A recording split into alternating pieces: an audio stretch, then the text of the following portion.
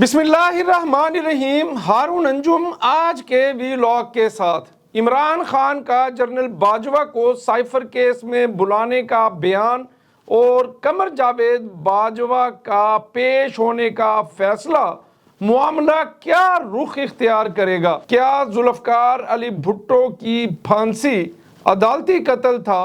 کیا supreme court of Pakistan Bhutto کی پھانسی پر بھٹو خاندان سے معافی مانگنے کا فیصلہ کرے گی؟ شوکت عزیز صدیقی کی جج کے عہدے پر بحالی کا امکان، سپریم کورٹ میں کیس سماعت کے لیے مقرر۔ انتہائی اہم معاملہ ہے، اس پر بات کریں گے پروگرام کے آخری حصہ میں۔ نواز شریف العزیزیہ ریفرنس کیس، اسلام آباد ہائی کورٹ کا العزیزیہ ریفرنس کا میرٹ پر کرنے کا فیصلہ،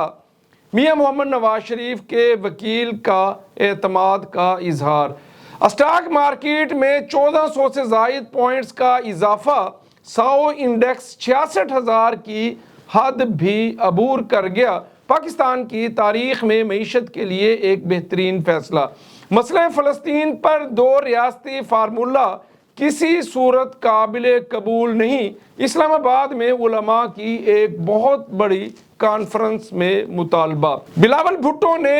پرانے سیاستدانوں کو ناکام، ریاست کے لیے خطرناک قرار دے دیا۔ بلاول بھٹو کا ایک مرتبہ پھر سیاست کے بابوں پر حملہ۔ ہیومن رائٹس کمیشن کا الیکشن 2024 کے حوالے سے شدید تحفظات کا اظہار، اور جیسے جیسے الیکشن قریب آ رہے ہیں سیاسی رہنما مختلف پارٹیوں میں شامل ہوتے جا رہے ہیں۔ سابق وزیر اعلیٰ بلوچستان کئی وزیروں کے ساتھ پاکستان پیپلز پارٹی میں شامل۔ پاکستان مسلم لیگ نواز میں بھی 14 سے زائد سیاسی رہنماؤں کی شمولیت۔ دوست محمد مزاری سمیت متعدد رہنماؤں نے پاکستان مسلم لیگ نواز میں شمولیت کا اعلان کیا۔ عمران خان کا قمر جاوید باجوہ کو سائفر کیس میں گواہ بنانے کے اعلان کے بعد اطلاعات یہ ہیں کہ قمر جاوید باجوہ نے بھی سائفر کیس میں پیش ہونے کا فیصلہ کر لیا۔ معاملہ انتہائی سینسٹیو ہے، کیا رخ اختیار کرے گا؟ کیا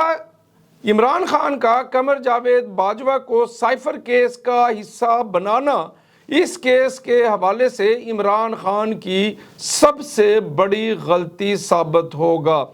اعلیٰ ترین ذرائع یہ دعویٰ کر رہے ہیں کہ قمر جاوید باجوہ اس حوالے سے اڈیالہ جیل میں سائفر کیس کی سماعت کے دوران پیش ہونے کی باقاعدہ پلاننگ کر رہے ہیں۔ سپریم کورٹ آف پاکستان میں ذوالفقار علی بھٹو کے عدالتی قتل کے خلاف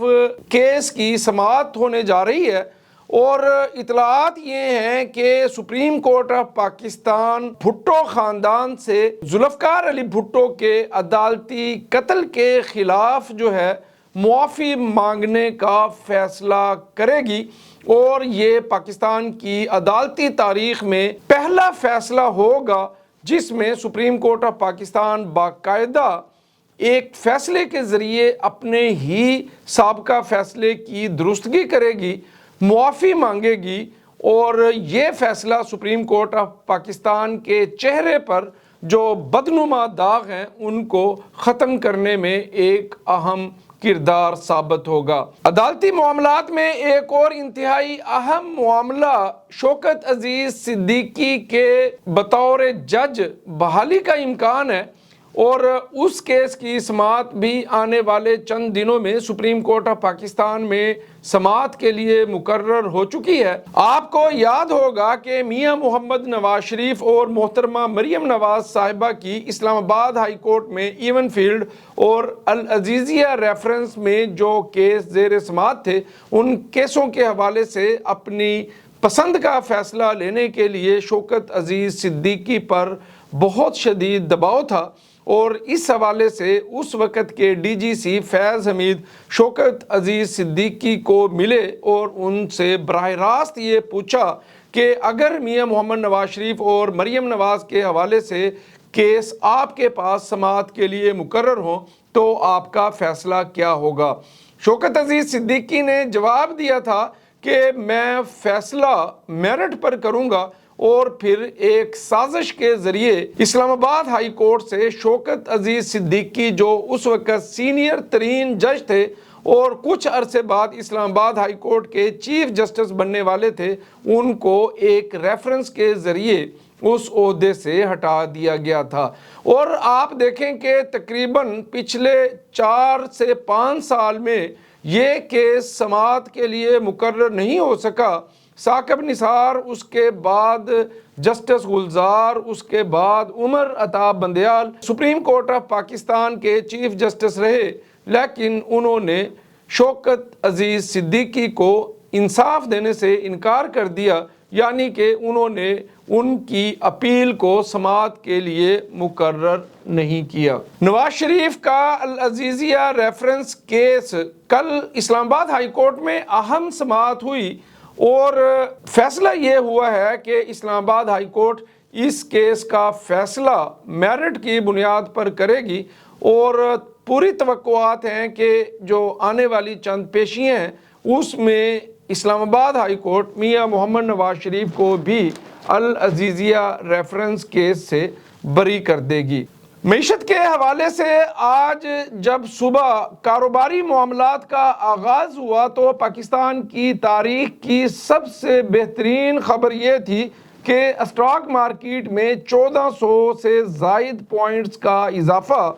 ساؤ انڈیکس 66,000 کی حد بھی عبور کر گیا۔ روز آنے والے دن کے ساتھ پاکستان کے سرمایہ کاروں کا پاکستان کی معیشت پر اعتماد بڑھتا جا رہا ہے، اور پاکستان کے صنعت کار مختلف شعبوں میں سرمایہ کاری کر رہے ہیں۔ انشاءاللہ امید ہے کہ جیسے جیسے الیکشن کے حوالے سے کنفیوژن دور ہوگی اور election commission of Pakistan election schedule کا اعلان کر دے گا تو بہت سارے معاملات کلیئر ہو جائیں گے، اور الیکشن کا انعقاد پاکستان کی معیشت کے لیے، پاکستان کی ریاست کے لیے،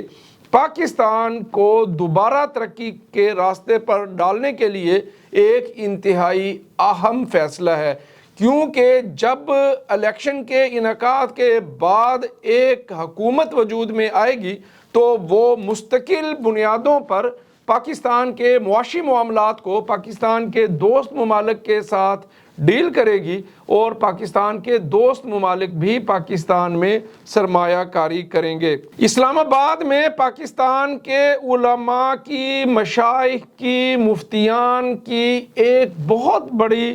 کانفرنس ہوئی ہے، اور اس کانفرنس میں اسرائیل کی فلسطینیوں کے ساتھ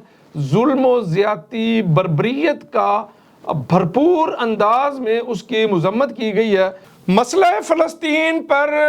2 ریاستی فارمولہ کسی صورت بھی قابل قبول نہیں۔ پاکستان کے تمام بڑی مذہبی جماعتوں کے سربراہوں کی اسلام آباد میں کانفرنس، جس میں پاکستان بھر کے علماء، مشائخ، مفتیان اور مذہبی جماعتوں کے سربراہوں کی بھرپور انداز میں شرکت۔ مولانا محمد تقی عثمانی مفتی اعظم پاکستان کا انتہائی جذباتی اور مدلل خطاب، اور انہوں نے ترجمانی کی ہے پاکستان کی تمام بڑی مذہبی جماعتوں کے بیانیے کی، ان کے نقطۂ نظر کی کہ کسی صورت بھی مسئلہ فلسطین کے لیے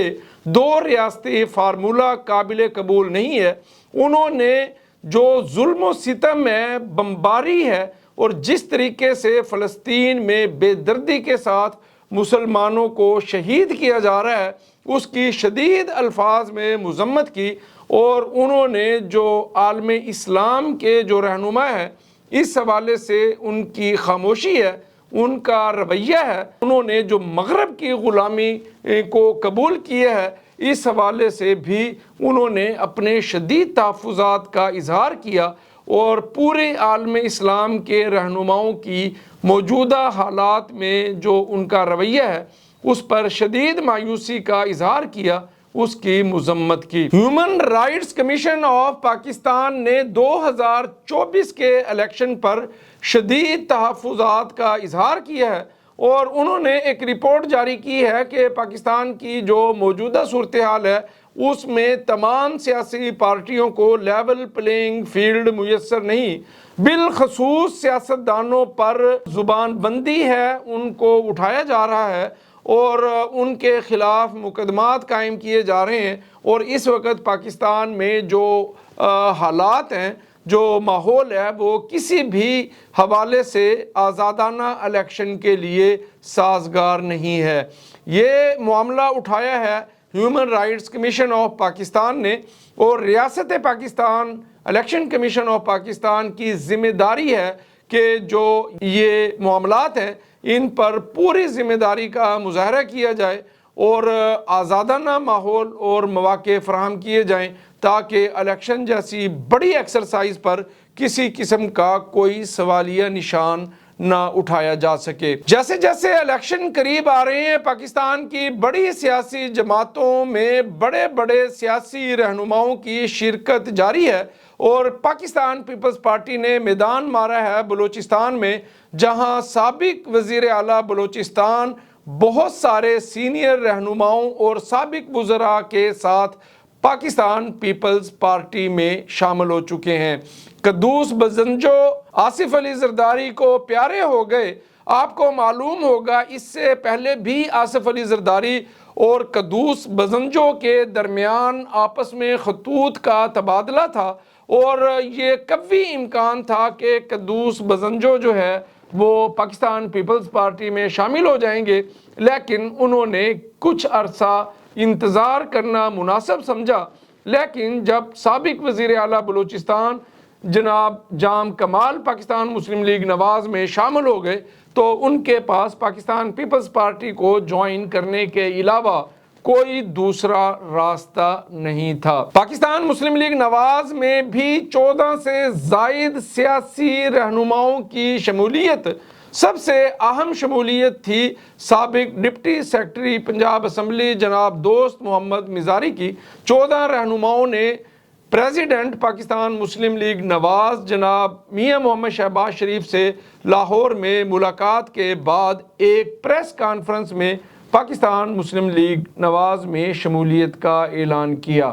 جیسے جیسے الیکشن قریب آتا رہے گا، الیکشن کی جو گہمہ گہمی ہے اس میں اضافہ ہوتا رہے گا، اور جو الیکٹیبلز ہیں، وننگ ہارسز ہیں، وہ مختلف پارٹیوں میں شامل ہوتے رہیں گے۔ یہ الیکشن آزاد الیکشن قرار دیا جا رہا تھا، لیکن جیسے جیسے صورتحال واضح ہوتی جا رہی ہے، جو آزاد الیکشن لڑنا چاہتے تھے انہوں نے بھی مختلف پارٹیوں میں شامل ہو کر الیکشن لڑنے کا فیصلہ کیا ہے۔ 20 دسمبر تک ٹکٹوں کی تقسیم کے حوالے سے بھی تمام سیاسی پارٹیوں کے امیدواروں کے نام منظر عام پر آ جائیں گے، اور اس کے بعد بہت سارے معاملات جو ہے آگے بڑھیں گے۔ اور روز کہتا ہوں فروری الیکشن کا مہینہ ہے، الیکشن ہونے جا رہے ہیں، اور 31 دسمبر تک ریاست پاکستان میاں محمد نواز شریف اور عمران خان کے حوالے سے جو آن گوئنگ میٹرز ہیں، عدالتی معاملات ہیں، ان کو کلوز کرنے جا رہی ہے تاکہ معاملات کلیئر ہوں، سیاسی رہنماؤں کے مستقبل کا فیصلہ ہو اور ریاست آگے بڑھے۔ آج کے ویلاگ کے ساتھ یہی کچھ، اگلے پروگرام تک کے لیے مجھے اجازت دیجیے گا۔ آپ دوستوں سے گزارش ہے چینل کو سبسکرائب کریں، بیل آئیکن پریس کریں، چینل کے لنکس کو واٹس ایپ گروپس میں شیئر کریں، اور پروگرام کے بارے میں فیڈ بیک ضرور دیں۔ اللہ حافظ، بہت شکریہ۔